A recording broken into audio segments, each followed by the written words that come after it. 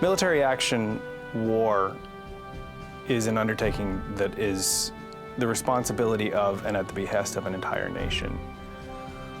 When fewer than 1% of the population is serving in uniform, then what happens is a disconnect. In other words, we have a very small number of people who are doing monumental work for the rest of the country.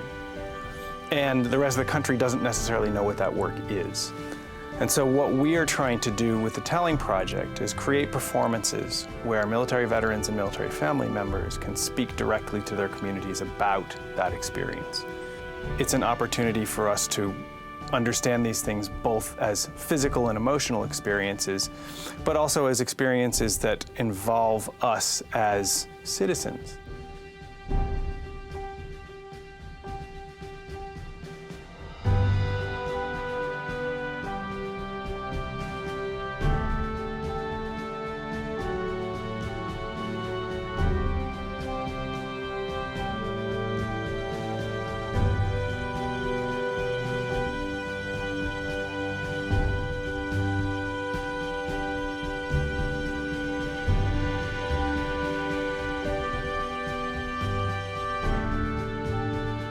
November 26, 1942. Honey, you may not realize it, but this is the most wonderful nation in all the world, and I'm going to do my best to defend and protect us. You only realize what a great nation this is when you live and work with 3,700 guys from all 48 states. I was 21 years old and ready to graduate from UCLA when I got a letter from my draft board. It felt like the end of freedom. And it was dangerous because it meant the possibility of going to Vietnam. I didn't believe in the war, but I needed some way to get through this without having to go to Canada or pay too high a price. I was trying to do the smart thing. I was just getting ready to graduate from Colorado State University, and I was a war protester. I was working on the McGovern campaign. And a persuasive Marine Corps officer selection officer grabbed me one day on campus and said, "How would you like to join the Marine Corps?" Really? Well, he was pretty persuasive because I eventually joined. I took the oath, went to OCS. I was a Marine. My father, David Boyle, once wrote, "I was an inner city kid and could not go to college, nor was I mature enough to go. I believed that I was going to be drafted, so I volunteered in hopes of having more control over my career in the U.S. Army. My family took it pretty hard, especially my father, who served in World War II. My father was convinced I would be killed in Vietnam." My father, and in fact, all my friends' fathers were World War II vets, and I knew early on as a kid I wanted to be a soldier too. I don't know why, maybe it was innate or I was hardwired for it. So in high school, I applied to all the service academies, but my grades weren't good enough, so I had to enroll in ROTC at the state college. After high school, I wanted to go to college, but I didn't know how I was going to pay for it. I also wanted to get out of the house. The Marine Corps Semper Fi. seemed like a good idea at the time. Now, right out of high school, I took the federal government test, so I was working as a civilian for the Marine Corps. And if there was one thing I knew, it was that I did not want to be a Marine. You don't even know how they're defending our country. And I had an awareness of the Army because my mom was an Army reservist. But I knew that I was going to go Air Force. Hey, the Air Force is coming. Well, they were interviewed a few months ago, and Jonathan interviewed everybody. He then boiled down the interviews to a first script, and he sent that out on September 15th and gave the actors about a week to get back to him about anything they thought was misrepresented.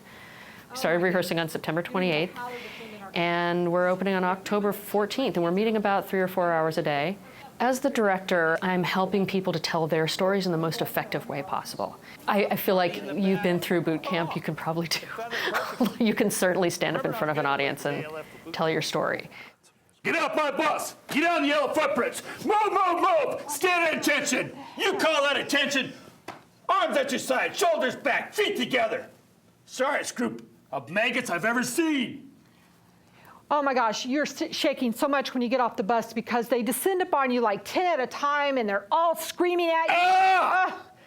But then it dawns on you that this is just a performance for them and they're not going to touch you. Mark time, march!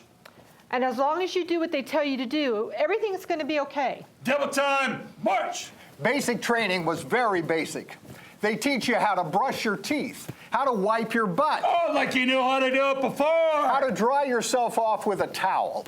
Every single part of life as a human being, the Army has a recommended way of doing it. Company, halt! Eddies. We had the little red book, Candidate Rules and Regulations. Every time we were standing in line, you'd break it out. It'd tell you how to wear your uniform, how to salute, how to build a fighting position, and yes, maybe even how to wipe your butt. What I remember is Thursdays. Thursdays was ROTC uniform day on campus, so I'd wear my uniform to all my classes. And I'd be walking across the campus, and I could feel people staring at me. Some out of natural curiosity, but from others I could feel this hatred radiating from the stares. They said, "You're the problem. You don't belong here." But I was going to do this. So I wore my uniform as a challenge, a badge of honor. I was not going to be intimidated. Company, attention! Right face! Forward, march! Left, left, left, right, lay off, low, right, A-O. The three-act play itself Left, right. mirrors the military experience. And so initially what we'll start with are reflections on how someone entered the military and then what the basic training process was. The second act will focus on duty stations and deployments. My dad was a top kick, a first sergeant in the 689th Army Ordnance Company. He was proud of his service, helping his guys move ammunition to the front line. But he also spent some time overseeing German prisoners of war, and I think that's where he picked up a phrase that I remember hearing often in my slothful youth, "Mach schnell," which means hurry up. I assumed my duties in the Army Reserve. My first job was making ID cards for new members. Pretty soon I found out about a way to become an officer. There was a school for that, run by the National Guard, called the California Military Academy. So I applied for it, and it began in the summer of '72. Now, '72 was also my first year of law school. I went to the University of Santa Clara. And the law school environment, especially at Santa Clara, was very liberal politically. It was awkward and uncomfortable going back and forth between the law school environment and the military training environment. At the California Military Academy, our featured speaker was Ronald Reagan. On the other end of the spectrum, at Santa Clara, I heard a speech by Jane Fonda. Opposite, irreconcilable. I had to compartmentalize my life and make sure that these two worlds always stayed separate and apart. I was commissioned a second lieutenant in the U.S. Army in the branch of Adjutant General Corps, which means personnel and administration. That was fine by me. I didn't want to lead the charge. I would rather do my duty in a headquarters somewhere in the rear area. That meets my goal of staying out of the battlefield. I was happy to become what they call a REMF, a rear echelon so-and-so. Now, when I joined the reserves, I became a bomb loader on the A-10. I started my career at Richard Scabauer, and then in 1994, they closed and we moved down to Whiteman. But at the end of the 6 years, I really was thinking about getting out of the military because I was the only female in an all-male shop, and that can be tough at times. Fortunately, I had a supervisor that looked out for me, and he said, "You got 99 on your admin score. Why are you not an admin troop?" So what happened next is they came to me and said, "You're perfect for the wing commander's office. We need a bossy broad there and someone who knows where to hide the bodies." And that's where I stayed for 10 years until I retired. On my first assignment in Cold War Germany, I was in an Army unit that provided anti-aircraft air defense to Air Force bases at Bitburg and Spangdahlem, which are not far from Kaiserslautern. So there I was, Army on an Air Force base. And I'll tell you, those airmen, they were intimidated by the Army uniform. But as a soldier, we train a lot, and I'm highly motivated. I was tired of watching history being made. I wanted to actually help make it. I wanted to get into the game and do something real, even if it was a humanitarian assistance mission after a typhoon or an earthquake. And then, in 1989, I'm reassigned up the road to Fort Leavenworth, Kansas, to be a student at the Command and General Staff College. I graduated with the class of 1990, and 2 months later, Saddam Hussein invaded Kuwait. By this time, I've been in about 4 years. And as a helicopter electrician, I was getting ready to make my third trip to Okinawa, Japan, but Saddam Hussein invaded Kuwait. He invaded on August 2nd. I was in country on August 20th. It was kind of surreal. It was like, I joined the Marines during peacetime to go to school, and now I'm going to war. We were told that Saddam had chemical weapons, and he wasn't afraid to use them. Now, I wasn't so much afraid of dying, but being gassed or horribly maimed, that scared the shit out of me. I arrived in Saudi Arabia right before Christmas. It was just dirt. Nothing but sand and gravel, little tufts of grass as far as you could see. I was a planner. And then the chief of plans, he comes in, and he says, the 1st Infantry Division, the Big Red 1, it's my division, has the honor of leading the 7th Corps attack and breaching the Saddam line. Now, at that time, the Saddam line was portrayed as miles and miles of oil-filled fire trenches, anti-tank ditches, minefields, barbed wire, and positions manned by battle-hardened veterans of the Iran-Iraq War. It was pretty dire. So one of the other planners, he raises his hand and he asks, what's our mission after we breach the line? Chief of Plans just looks down, he shakes his head and says, you don't have one. The implication was clear. The division would be spent.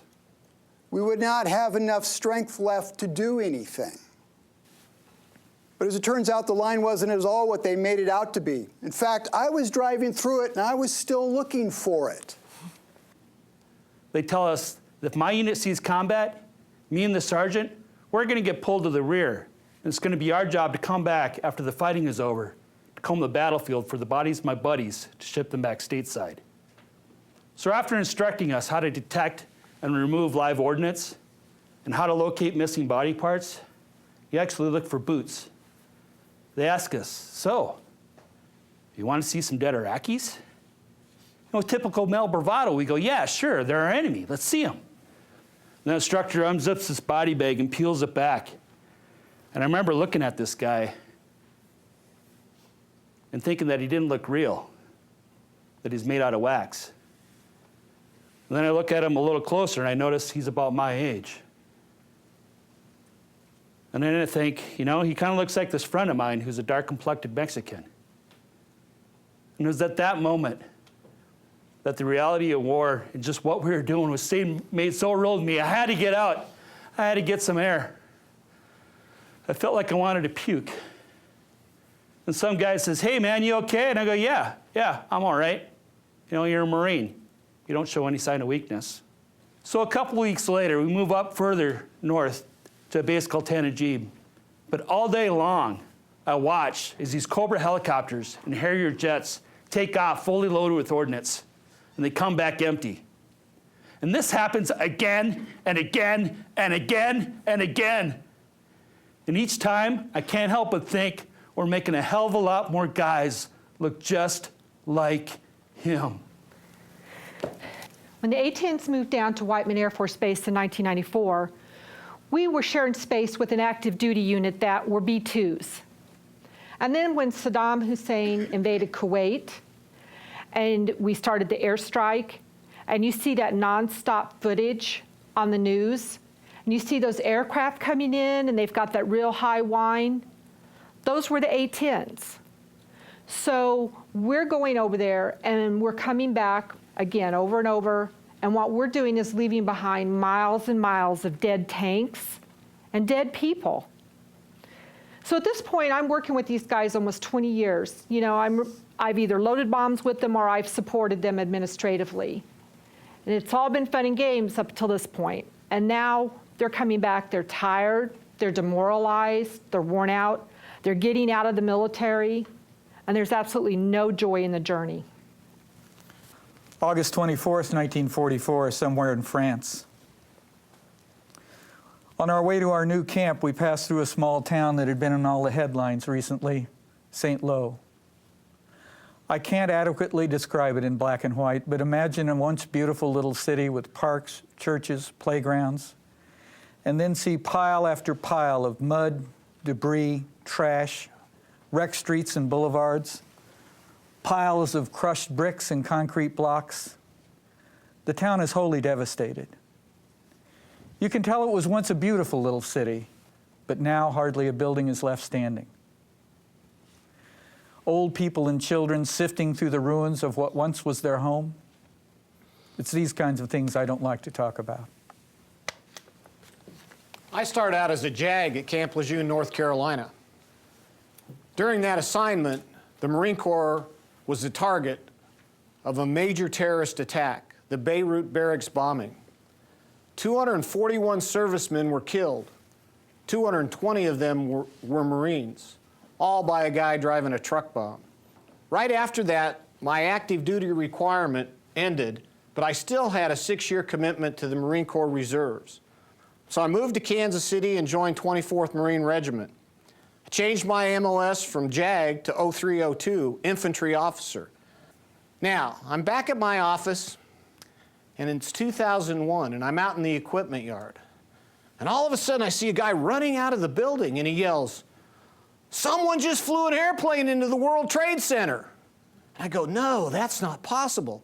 And we all filed into the break room where we had the only TV. And we watched in shock as we saw the towers in flames. And then the second aircraft came into the tower, and there were more flames. And then the towers came down. I knew right then that I would be back in the Mideast. And it was a terrible collective wake-up call to the citizens of the United States, telling them just how dangerous the world could be, just like the Marines in 1983. Well, I'd been in the Mideast before, but that was as a liberator. Now we were going as invaders. May 1945. My darling Ruthie, it's such a beautiful day, I had to write and say I love you. The sun is out and bright, the birds are singing, and the radio told us last night, Hitler is dead. Now it's only a matter of hours or days before the complete surrender of Germany. The third act will focus on the return to civilian life. And with non-military, in other words, with military families, they fit into that chronology in the place where their family's experience then picks up with their experience. In other words, where they start to learn about these things, where they start to understand them. That's where they will fit into that chronology. One of the memories I have about my dad as a child is that he always wore pants. It didn't matter. In the summer, cutting the grass, didn't matter. Unless he was in swim trunks in the water, he was in pants. I used to tease him about it, and he would say, "I'm not comfortable in shorts. I don't like the way I look in shorts." Eventually, I put 2 and 2 together. The entire back of his body is covered with scars from his injuries in Vietnam. That was my first knowledge of him being in the military. In the mid-'80s, a couple years after I was born, he wrote a letter to a woman we call my Aunt Phyllis. Now, she's not actually my aunt, but I've always called her my Aunt Phyllis. She was writing a paper at her university about Vietnam veterans, and she wanted to include his experience. So he just wrote down all of these things and mailed it to her. He always told us we weren't going to be allowed to read the letter until we were older. He was worried we wouldn't understand it, or we'd blow it off, or maybe we'd be frightened by it. When my sister Jessica graduated high school 3 years before me, she got a copy of the letter. And it was like 10 legal pad pages long. And then when I graduated, I also got a copy of the letter. That's when the conversations really got started. The day was the 13th of January, 1969. It was a typical day, hot, humid in Vietnam. It began to happen all around us. We started to draw rifle fire from several directions. One moment of my life, I was a strong, healthy person, human being, whose mind was made up to help another injured human being. And I was on my feet pursuing that goal. And the next moment, my life changed forever. Looking back on it now, I realize that my father's generation, almost that entire generation, had been through a horrible time and survived.